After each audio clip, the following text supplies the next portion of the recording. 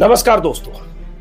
प्रधानमंत्री मोदी के नेतृत्व वाली एनडीए सरकार में आज जबरदस्त फेरबदल।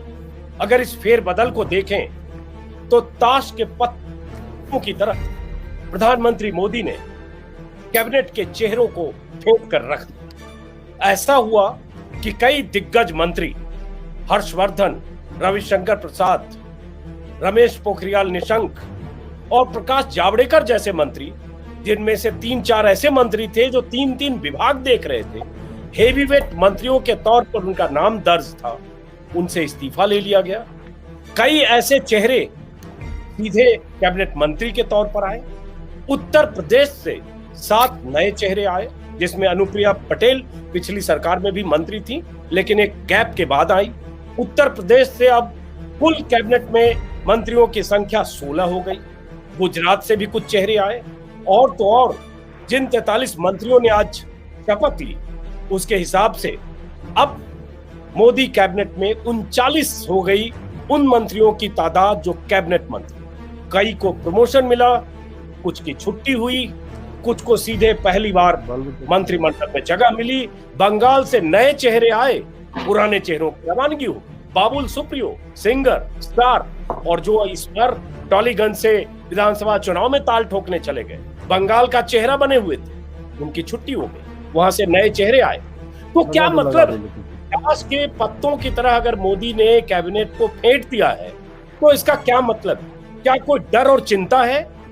सरकार 2022 में होने वाले यूपी विधानसभा चुनाव के मद्देनजर कुछ तैयारी कर रही है, या ये अभी से 2024 की तैयारी है, या स्वास्थ्य मंत्रालय से लेकर कुछ मंत्रालयों में सरकार के कामकाज से, मंत्रियों के कामकाज से मोदी इतने नाखुश थे कि उनकी छुट्टी की गई?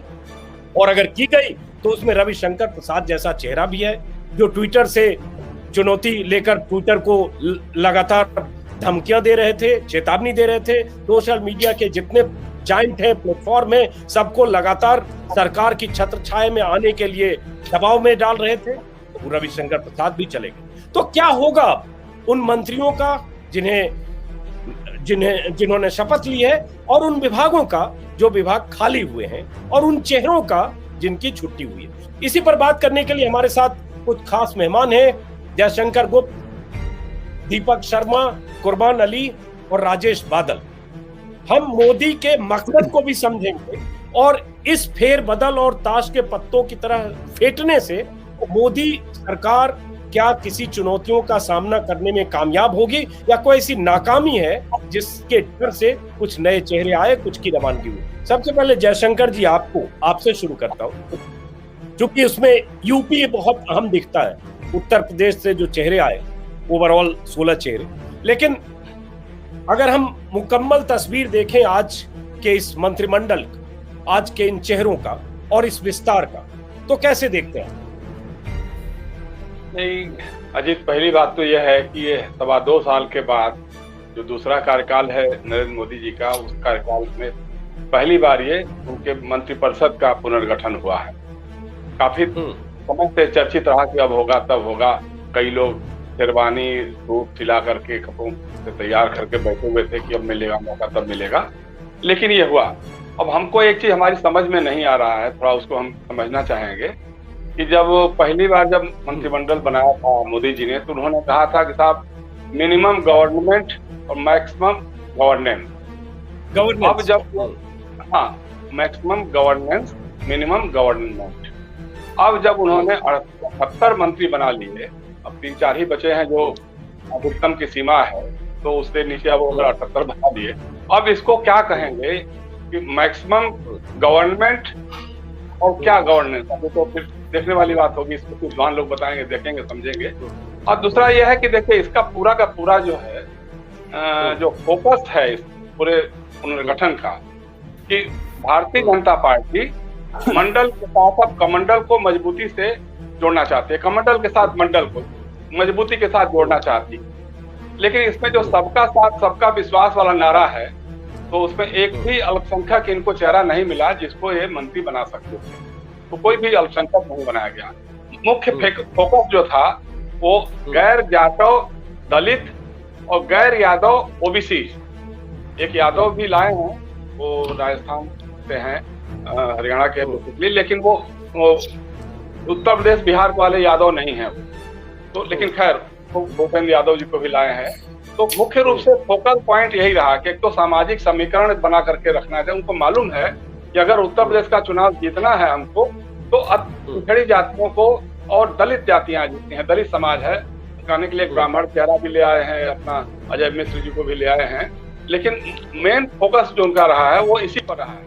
इसी मध्य प्रदेश से भी जैसे वीरेंद्र कुमार को लाए हैं, काफी सीनियर हैं वो खटिक है, सोनकर समाज से हैं, तो उनको भी लाए हैं, उनको मंत्री बनाया। तो मैसेज यही देने की कोशिश की गई है, जिन राज्यों में चुनाव है उन राज्यों से कोई न कोई प्रतिनिधित्व जरूर लिया। जैसे मणिपुर से ले लिया, मणिपुर में विधानसभा का चुनाव है, उत्तराखंड में चुनाव है तो अजय भट्ट जी को वहां से ले लिया, या पंजाब में है तो पंजाब में इनके पास कोई चेहरा है नहीं, तो हरदीप सिंह पुरी से उसकी भरपाई करने की कोशिश कर रहे हैं। सबसे बड़ा जो फोकल, गोवा से नहीं लिया, फोकल पॉइंट मतलब उत्तर प्रदेश रहा है कि उत्तर प्रदेश जीतेंगे तो फिर 2024 का मामला रास्ता भी साफ होगा। फिर गुजरात जो है पिछली बार हारते हारते बचे थे, तो गुजरात से भी ज्यादा मंत्री इस बार लिए हैं, बनाया उन्होंने, तो ये है। और जैसे आपने कहा कि 16 मंत्री तो हो गए, मतलब उत्तर प्रदेश से ही हो गए, तो जितने बड़े मंत्री थे जो खास तौर से जिनको घाघ या कत्पर कहा जाता है, उनको मोदी जी ने छुआ नहीं। जैसे राजनाथ सिंह जी हैं, जैसे निर्मला सीतारमण है, नितिन गडकरी हैं, या ये जो बड़े मंत्री जिनको कहा जाता है, तो उनको तो उन्होंने छुआ नहीं है। लेकिन जो बड़बोले मंत्री थे, जैसे बहुत जो बढ़ चढ़ करके बोलते थे लेकिन काम उनका कुछ खास नहीं रहता था। अब कोरोना काल में इस ढंग से अंतर्राष्ट्रीय स्तर पे भारत की बदनामी हुई, मोदी गवर्नमेंट की बदनामी हुई, अंतर्राष्ट्रीय मीडिया में जिस तरह से किया गया, तो उसको लेकर के लगा कि सूचना प्रसारण मंत्रालय जो है वो कुछ खास काम नहीं कर पा रहा है। उसी तरह से IT सेक्टर की बात बार बार धमकी देते थे रविशंकर प्रसाद, लेकिन उसका कुछ असर नहीं होता था। उसका कोई असर उस ढंग से हो, नकारात्मक इमेज जरूर बन रही थी सरकार की, तो उससे बचने के लिए कोशिश की गई। और जो रमेश निशंक हैं या वो संजय धोत्रे जैसे लोग हैं, ये बीमार हैं, मतलब कोरोना पोस्ट कोविड उनका है, बता रहे हैं कि लंग्स में काफी ज्यादा इन्फेक्शन हो गया, वो अपना मंत्रालय में जा भी नहीं पा रहे थे लोग, इनका तो बीमारी का कारण है। अब कर्नाटका में जैसे सदानंद गौड़ा को वहां से हटा दिया। अब मैं जयशंकर जी, मैं दोबारा आऊंगा, आप एक बार सबको शामिल कर लेते हैं, ओवरऑल फिर बात करते हैं। एक बार कुर्बान अली और इन लोगों को शामिल करते हैं। कुर्बान, आज उत्तर प्रदेश की बात अगर हम करें कुर्बान जी, तो उत्तर प्रदेश से 7 चेहरे आए। ये अलग बात है कि अनुप्रिया पटेल को 4 साल के गैप के बाद शामिल किया, लेकिन पंकज चौधरी हैं, SP सिंह बघेल हैं, भानु प्रताप वर्मा हैं, BL वर्मा हैं, कौशल किशोर हैं यूपी से। तो यूपी से ये 7 चेहरे, संतोष गंगवार की छुट्टी, अब 16 चेहरे। तो क्या मान लें कि यूपी में जो मुश्किल है, जो योगी सरकार की नाकामियों का सवाल है, कोरोना काल में मिसमैनेजमेंट का सवाल है, और जो सबसे बड़ी चिंता है कि यूपी में कोई खेल खराब ना हो, क्योंकि जाहिर है ये जो पुराना मुहावरा है कि दिल्ली की सत्ता यूपी से जाती है और 2 साल बाद फिर लोकसभा चुनाव होगा। इस चिंता में फेरबदल, और इस फेरबदल से क्या वो चिंता, वो राह थोड़ी आसान दिखती है? इसमें जातीय समीकरण को हटाने की कोशिश भी है। जी बिल्कुल है। और जैसा जयशंकर जी कह रहे थे, मंडल और कमंडल, तो मुझे गोविंदाचार्य की सोशल इंजीनियरिंग भी याद आई कि जिसके बदौलत कल्याण सिंह और उमा भारती और गंगाचरण राजपूत वगैरह वगैरह का उभार हुआ था। ये तो बिल्कुल सही है कि उत्तर प्रदेश के लिए जो रणनीति बनाई गई है वो ब्राह्मण से लेकर के तमाम बैकवर्ड तक, और उसमें इस बात का ख्याल रखा गया है कि जो कोर वोटर है SP का या BSP का, उसके अलावा हम और किसको हासिल कर सकते हैं। अनुप्रिया पटेल का शामिल किया जाना भी उसी की एक उदाहरण है। और बाकी लोग भी जो आए हैं वो छोटी जातियों के हैं, तो उन जातियों को शामिल करना। जहाँ तक इस मंत्रिमंडल के विस्तार की बात है, पहली बार पिछले 7 साल में इतने शोर शराबे और ढोल धमाके के साथ ये मंत्रिमंडल का विस्तार हुआ। लगा कि कोई एक बहुत बड़ी चीज़ हो गई, कोई कामराज प्लान आ गया क्या। और ये जो अभी पूरा ध्यान था पिछले 1-1.5 साल से कि साहब ये सरकार हर फ्रंट पे नाकाम रही है, और अब तो ये इंटरनेशनली प्रूव हो गया है, तो उसके लिए एक बलि का बकरा भी चाहिए था। हर्षवर्धन की गर्दन कलम कर दी गई। और ये आज सुबह एक टीवी प्रोग्राम में मैंने कहा, तो उस वक्त तक ये नहीं हुआ था, और हर्षवर्धन के इस्तीफे की भी कोई चर्चा उस वक्त तक नहीं थी, लेकिन मुझे लगा कि क्या हर्षवर्धन रहेंगे या जाएंगे, ये सबसे बड़ा सवाल होगा। क्योंकि नरेंद्र मोदी का बचाव अगर कुछ हो सकता है तो वो इसी मामले को लेकर के हो सकता है इंटरनेशनल एरिना में।